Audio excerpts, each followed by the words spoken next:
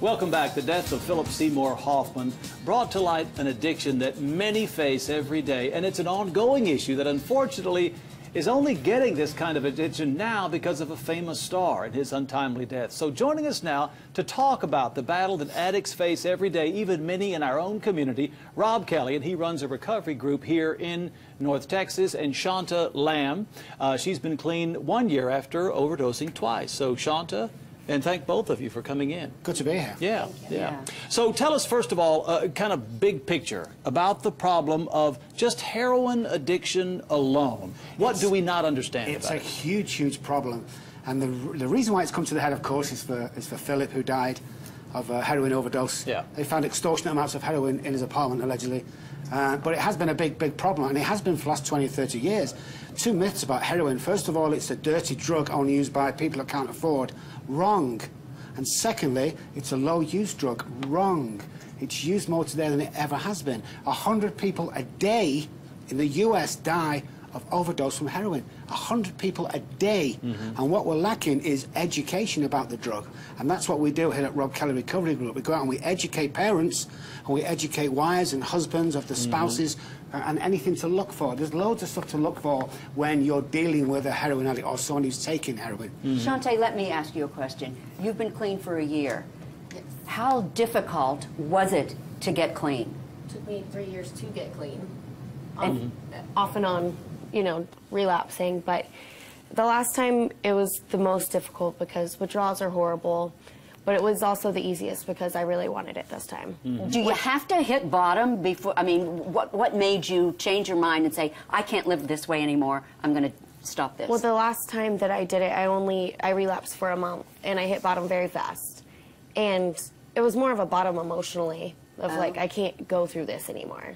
So it wasn't a financial bottom or, you know, losing everything. I had done that in the past. See, I'd already done that. I had to lose everything. I lost the $1 million house, the cars, the children, the wife, the holiday home, and I was homeless. And only when, and still didn't think I had a problem, by the way. When I was homeless, You didn't think you had a problem? I didn't think I had a problem. You know, everybody else did apart from me. And I'm still using and drinking, living on the streets. And I was there a year before, like you just said, I realized. And I started crying one day, and I'd not cried because I'd lost all my money or my children. I was crying because the first time in my life I realized I couldn't stop using and drinking. I couldn't stop it, and it was going to kill me. But yeah, a year on the streets before and that's how crazy this brain disease is, because there's a difference between an addict and somebody who uses drugs and an alcoholic and someone who drinks too much. There's a big difference between those two, so yeah. Well, I was going to ask you about that, about heroin. It seems as though heroin disappeared off the map in terms of its use and abuse, but that may be a misconception. Has it just been growing, this heroin problem, throughout our nation since its inception here? It's been growing, and the only time, unfortunately, we hear about it is when somebody famous dies. A celebrity, right. There's a new drug mixed with heroin at the moment. It's called fentanyl. Call it Ace of Spades, that's what they call it. It's ridiculously potent.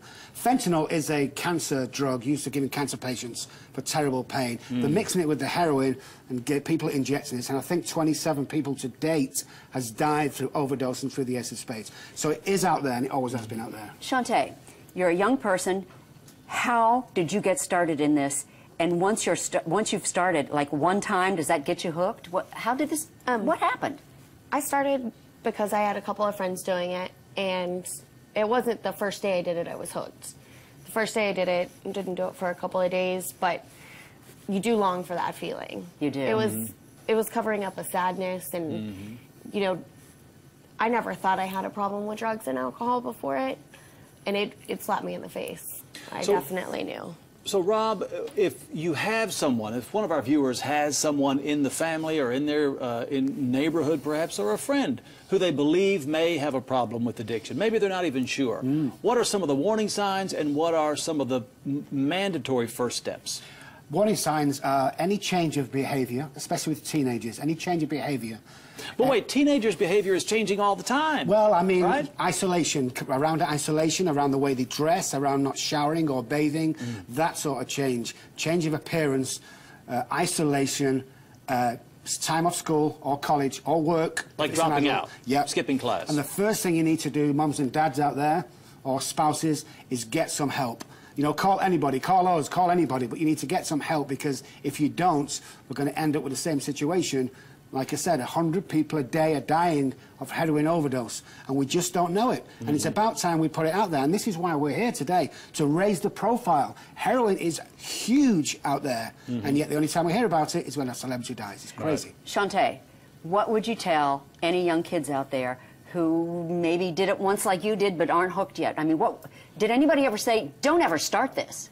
Nobody ever said verbatim, don't ever do heroin. You always know that it's bad, but I think kids think they're invincible. And So what are you going to tell them? Just don't ever start. It really does ruin your life. And I did lose everything and went back because I am an addict. And just don't ever start, because you'll lose everything. I mean, I've had to start over so many times, and it's not a choice after a while. You choose to do it the first time.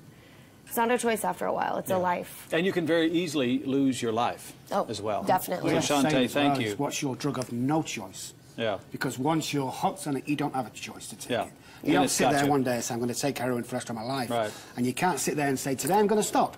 If you're an addict, you can't do that. Shantae and Rob, thank you so much for coming Thank in. you. We really appreciate your insight and your candor about this growing problem. Thank you. Yeah. Thank you. Thank you very much. And we'll be right back with the Daily Quiz after this.